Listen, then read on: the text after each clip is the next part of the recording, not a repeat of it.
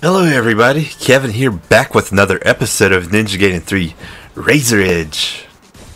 I'm in a big stadium right now, getting hammered by RPGs. Nothing a quick bow shot can't handle. Unlike past episodes, this will be more about scaling in height, going upwards rather than jumping building to building, sort of like Aladdin.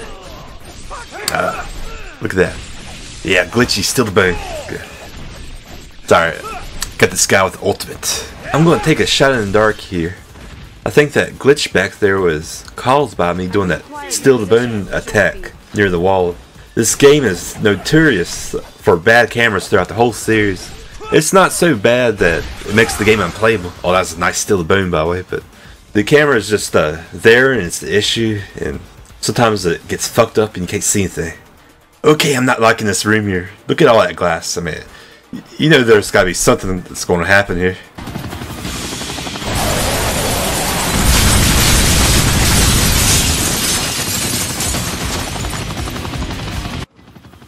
Okay, this is one of my favorite things in the Ninja Gaiden series is one man versus a helicopter. I mean, just like Rambo, have that super powerful feeling, just taking a big object down like that, big military object at that. Oh yeah, it's spamming missiles and all kinds of shit at me. I can just dodge it and shoot my bow at it. Okay, well, this fight did take me a good amount of time to do. I think maybe 30 minutes. I was trying to figure out some techniques to try to take it down more efficiently, because I always like end up cheesing it out and maybe take a lot more careless damage than I had to. I probably should have blocked him a little more, because one thing I noticed with these helicopter fights is that I could block and it'd block most of the damage. But the problem with that is that there's like a little bit of delay before I can actually do that, so it's not always, I guess, effective to block all the time. Plus, if you just stand still and block, there's always like a grab technique or some kind of a fierce attack they can do and just pierce through it. Okay, well, as you can see, he's on fire and he's running away like a little bitch. But unfortunately, I'm down too, so it's a big old standoff. Who's gonna win? Of course I will, because I did a lot of deaths out to make myself look good. I barely win this thing. I could have used my Ninpo and taken him down fast, but I knew there was some harder things to come, so I don't want to waste it right now. Excellent, I win. Fly away like a little bitch that you are. My health's not restored, so are there any more enemies? Nope, there we go, there we go. Okay, I stand around a little bit after this, so let's fast forward just a sec. Right here under this arch statue, there's a neat little scab. Sometimes you go on the right there, you might miss it, but I believe I collected 10 of these, or 5. Yeah, I collected 5. And I get this extra health. Now, it might be tempted to go for this right away, but if you played like a Ninja Gaiden game in the past, you don't want to use these health items because they completely refill your health. It's always good to use them during a boss battle, so you get like really low, then you can heal up and push through the bosses. It's almost like required. Alright, well, let's get into this event here.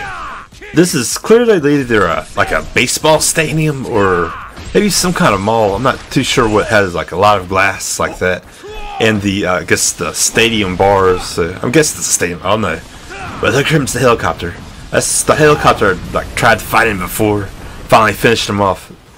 If you didn't save your Ninpo like I did right there, then it does get a little hard because he'll just spam rockets, and it's like the last event in both the enemies. But with the Ninpo like I had, I can just fire it off and just get through that real fast. Overall, didn't have too much trouble with this event, maybe 5 tries. Thankfully, to like some preparation, it saved me a lot of time here.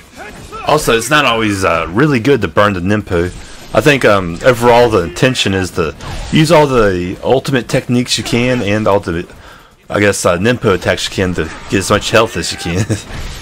As you can, right? Oh yeah, I missed the obliteration technique there. Damn.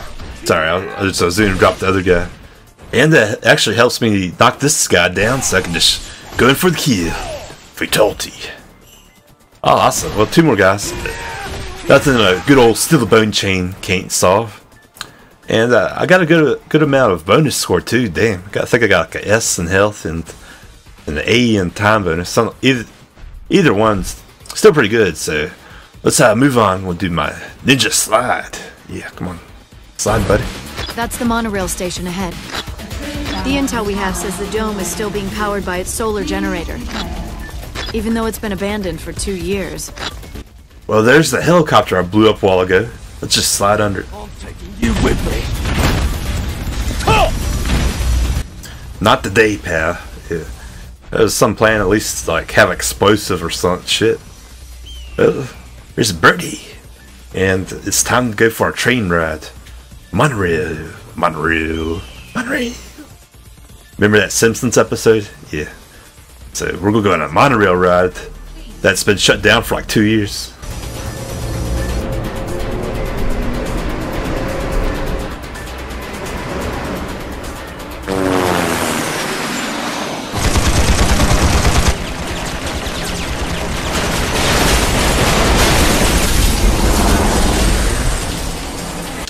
Up next, the train ride from hell. Just in time for Halloween shit.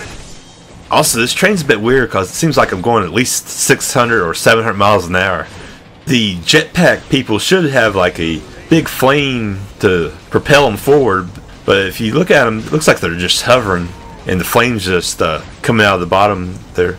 But you know, you can't take the science too seriously of this thing. It's just a video game.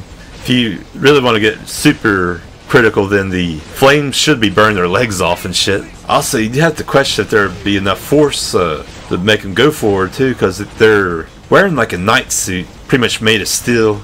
And if I remember right, their bone structure, they're like a genetic human, so their bones are made out of like steel too. That's why they call like the Ninja Gaiden blade slice steel to bone. Okay, we got the helicopter coming up pretty soon.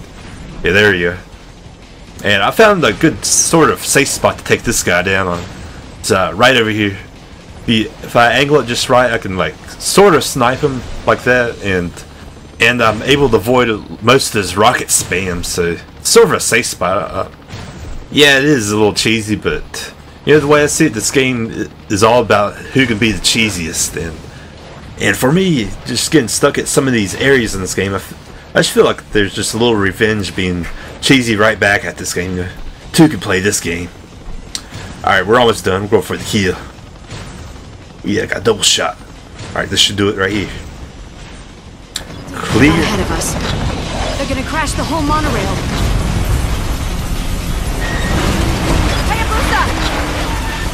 Oh.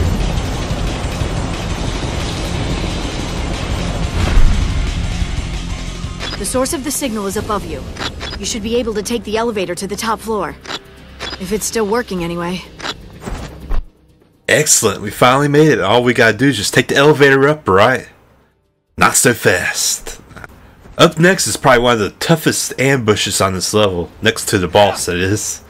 I remember when I first played Ninja Gaiden 3, this area right here I got stuck at least 3 hours on. It's no walk in the park, that's for sure.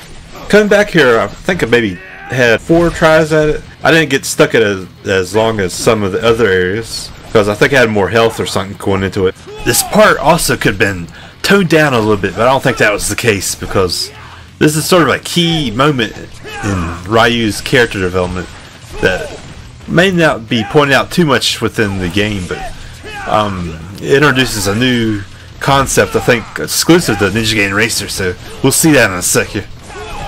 Ooh, I missed that zone drop actually. Can't win them all, you know. Well, I got myself set up for some good plays here. I got my Ninpo up, and I believe I got ultimate technique. Yeah, there's my Ninpo. That took a good amount of them out. It healed me too, but unfortunately, my ultimate technique actually isn't up, but I think it should be up in a sec here. Right now, I'm going to try to dodge some of these missiles and maybe get a good shot with my bow.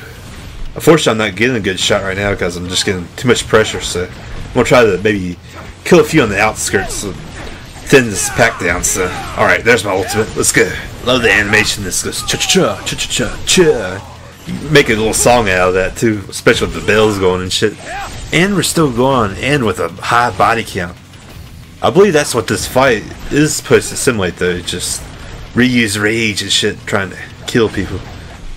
Now there is some controversy with that, because to some people Ryu's like a dark hero, a guy in the shadows, not really killing for bloodlust, but right here of course we got the high body count, and that's what maybe where this game sort of went off from past Ninja Gaiden games, and that's why the controversy there with bloodlust and shit. And that's actually why they cut out a few scenes in this edition of Ninja Gaiden, because I guess the developers actually took note of that and said, yeah, let's get away from this hacking slash bloodlust stuff just a little bit at least. But still, it's still there, and sort of the enemy character, I guess, is trying to show him that he is a murderer, especially with the curse he has in his arm. So, all right, well, about clear here. Yeah, okay. Oh, maybe not. My rage is getting to me.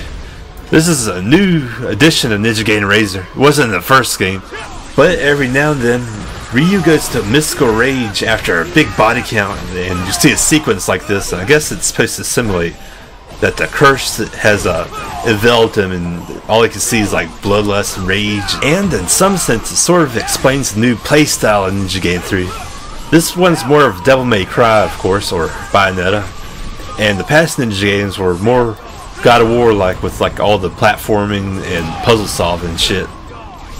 But both games are good for what they are. I mean, I can't knock a new playstyle. I sort of like the different playstyle. Of course, I hope in future Ninja Gaiden games it goes back to God of War. Now this sequence is pretty fun. It's like a mini game that's sort of timed. You got the health ticking down, and the goal is just to kill as many enemies as fast as possible. To satisfy your rage. And to feed your rage, there's a lot of healing techniques, such as doing an ultimate combo, steal a bone attack, or maybe just damage them really good. I got a 43 hit combo there, so that helped a lot. And a nice steal the bone chain helps too. Look at that, which is awesome. All of which keeps the action fast in this sequence, and I think it sort of achieves what it's trying to do. Now sometimes on these sequences I do die a lot, but surprisingly I didn't die at all on this one. I was got my first try, so this whole round I did pretty good on. So overall it's just, I'm a gamer. Tore through this thing. Okay, I think that ultimate tore through the last bit of them. There's one more. Let's finish this. Cha-cha-cha. Okay, I stabilized a little bit. What was a little different in the original Ninja Gaiden 3 was, instead of having that sequence you just walked like this, and somehow when you're gimped like this you can just one-shot enemies. It's a little different. And didn't make too much sense. Okay, let's get to this elevator. Hayabusa, are you there? Come in. Are you okay, Hayabusa? What's going on?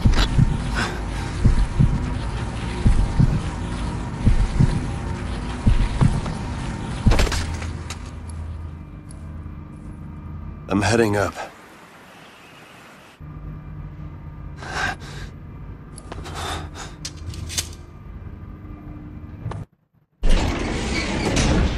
Well, let's end things, and just note we're almost 200 stories up, so that must have been a hell of an elevator ride, and somehow that stabilized them. Shit, I'd be scared going up that high.